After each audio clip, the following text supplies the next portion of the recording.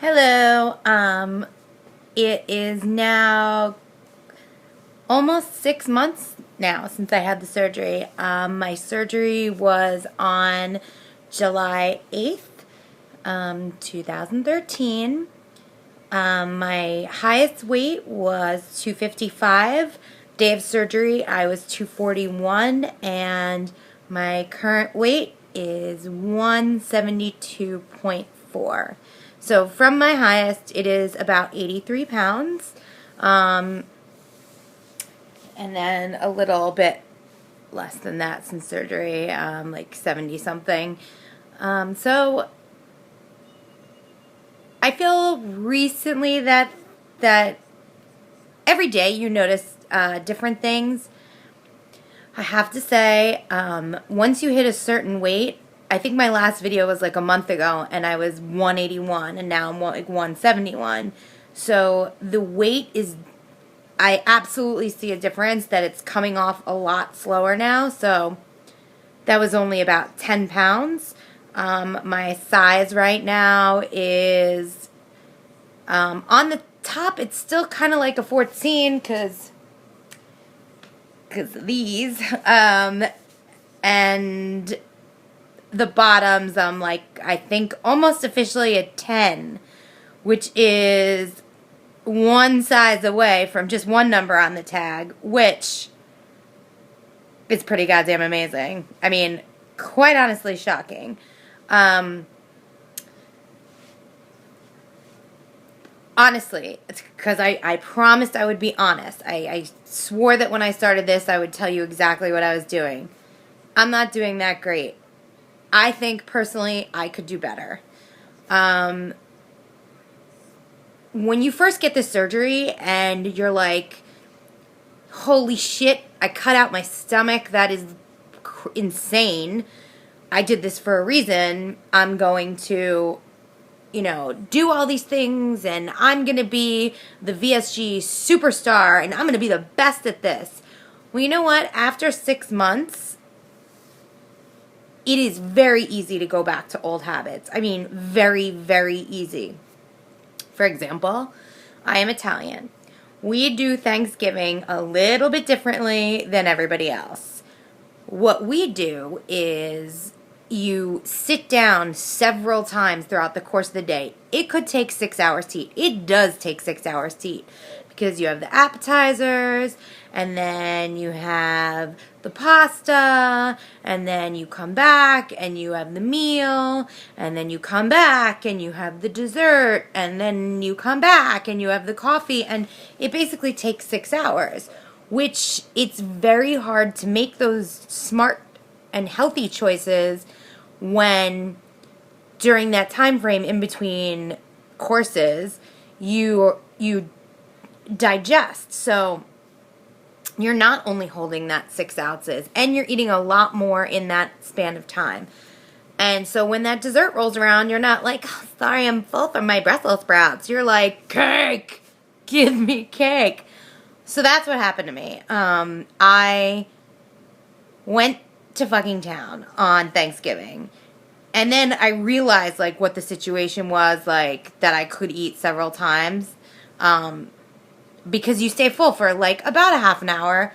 Technically, you could eat again, and I wasn't doing that before. I was really trying hard to sticking to 3 meals a day with 2 snacks. One in between breakfast and lunch, one between lunch and dinner, and I am obsessed with Skinny Cow vanilla cones, and that was like my reward. Since the surgery, I've tried eating ice cream and frozen yogurt. Both of them have made me puke my brains out. The only thing that I can eat, which is a good thing, is those stupid Skinny Cow vanilla ones, which I keep hoping I'm going to get sick of, but no such luck yet. So after Thanksgiving, when the shit hit the fan, I just kept going. I was like, I miss this. I never thought I could do this again. So I managed to pretty much stay the same. I didn't really gain a lot, but I didn't lose. I was also drinking a lot more because at work there were, parties, my Christmas party, all this stuff. It seemed like there was less time to work out. which there was. And I just kind of like really, really fell off. And then New Year's Eve comes and you're like, oh, I'm just going to go back to the gym and everything's going to be great and I'm going to focus. But then my birthday was last weekend. And I was still like, I'm just going to keep going. So now, things are quieting down. I have to travel for work next week, which really sucks. But then after that, I am going to go, I swear to you, all of you, this is on tape, like, there's no changing it. I'm going back to spin class and to Pilates. Have to. Also, another thing that I don't do, which I know I should be doing to make this weight start coming off a lot faster. I mean, I was losing like 1 to 2 pounds a week, which is great and healthy. But now I'm just like, I lost 5 in 1 week and then I gained it back because I think I was also dehydrated, because when I'm not in my regular routine, I really suck with the water. I've always been bad at it, but this week I really, really tried to go back to basics. I had a good day today. Today for breakfast, I had a scrambled egg with a piece of American cheese on it, about 4 little pieces of avocado, and a turkey sausage. Like, I didn't finish all of it. I just had like bites of it. I tried to do the egg first, and that was good. And then for dinner, I made. I'm full on obsessed with frozen shrimp, because in everything that I found, you get the most protein for the smallest like volume. So you can eat a pretty decent amount of the shrimp and get in a lot of your protein requirement for the day. So I made that with onions, peas, scallions, cilantro, hoisin sauce, and garlic and quinoa. When I say quinoa, I have like 2 tablespoons of it. It's actually sitting over there, and I'm not great at finishing it. But one thing that I got to do today, which was amazeballs, and I would have never, ever done at 255 pounds, is today I recorded a segment for the Dr. Oz show. So I will definitely let you guys know when that's on, and then you can see what I look like, my whole body, which will be a little bit better. I mean, maybe I'll try and do a little shot now, but I did a fashion show segment for workout clothes, and then I talked to Dr. Oz, which is nuts. Nuts. He tried to get me to take off my jacket, and I was like, yeah, no, because this situation, this arm situation, which is not the biggest problem. The biggest problem right now is this. I mean, if you go back and look at my first video, in the fat days, I may have been fat, but my hair was not that bad. Now, I mean, seriously, it's gross. I'm not happy. I thought I'd rather be bald and skinny. Not the case. No. I got some clip-in extensions, and I will rock that weave. I wore it on New Year's Eve. It was my New Year's weave, and I loved it. I actually feel better and more confident with it in. I went to like a high school kind of reunion-ish type thing. I had them in, and I full on looked like a housewife of New Jersey. Not the best housewife to be, but yeah, like my waist felt small. I have these ginormous hooters and this hair, and I was like, who is this? And I liked it. Another thing is that I get dressed a lot faster in the morning now because I'm so addicted to shopping, and I don't have much, but I like to play with what I have and try like new outfits and new combinations. Again, like I've said, I do work in fashion, and it's fun to actually be able to practice what I preach. I mean, all the time my friends are like, does this outfit look good? 90% of the time, it is not approved. That is a horrible outfit. Take it off. But it's nice to look at myself and be like, how is this going? Can I change that? You know, it's just fun now. I'm my own doll. I used to dress up my little size 4 friend all the time. She was like my human Barbie. And now I'm my own Barbie. Sort of. Not really. But you know what I mean. I get to like, now that I'm a size 10, 12, 14, J. Crew is my jam. I can't stop shopping at J. Crew, but I also am like scared to venture out into other stores because I know that J. Crew fits. I know what size I am there, but like, man, I went to, I'm from Fort Lauderdale, and I went to the Sawgrass Mills Mall there, which is the world's largest outlet mall. For the last, I don't even know how long that I've go there. I would go into like Bloomingdale's and Saks and whatever and go to the shoe, you know this feeling. The shoe section, the bag section, and accessories. Because why would you even bother looking for clothes? Because they're not going to freaking fit. I swear to you, I walked in there and it was Saks, I think. And it's not even the good Saks. It's like off Fifth, so it the outlet one. So it basically looks like Rachel Zoe like vomited all over the place. Like it is just like shit everywhere. Before it wouldn't affect me because I just didn't even see it.